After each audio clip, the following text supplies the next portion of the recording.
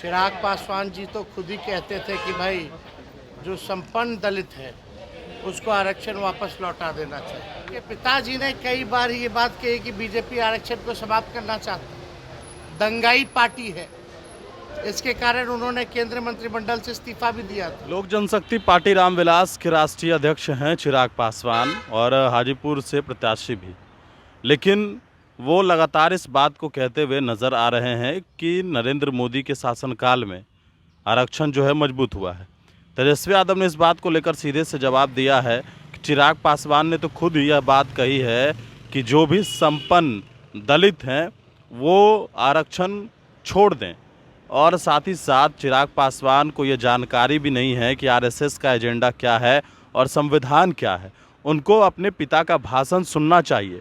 जो रामविलास पासवान हम सबों के नेता थे, उन्होंने किस तरीके से आरएसएस को लेकर अपनी बातों को रखा था, और चिराग पासवान को समझना चाहिए, आंख और कान खोलकर सुनना चाहिए। क्या कुछ कह रहे तेजस्वी यादव चिराग पासवान के इस बात को लेकर, आप खुद सुनिए। चिराग पासवान ने कहा है कि मोदी के रहते भर में आरक्षण को मजबूत किया गया है। और देखिए, इस पे ज़्यादा हमको टिप्पा टिप्पणी नहीं करना है। चिराग पासवान जी तो खुद ही कहते थे कि भाई जो संपन्न दलित है उसको आरक्षण वापस लौटा देना चाहिए। और मोदी जी ने जो चिराग पासवान के साथ जो किया है, उनके पिताजी की मूर्ति को फेंकवाया, उनको घर को खाली करवाया, उनके पार्टी को तोड़वाया, उनके पार्टी का जो सिंबल बंगला था उसको छीनने का काम किया, उनके घर में चाचा भतीजे में लड़ाई लगवाई। फिर भी जो है चिराग पासवान जी मोदी जी के हनुमान बने हुए हैं। कोई भी खुदगर्ज आदमी अगर होता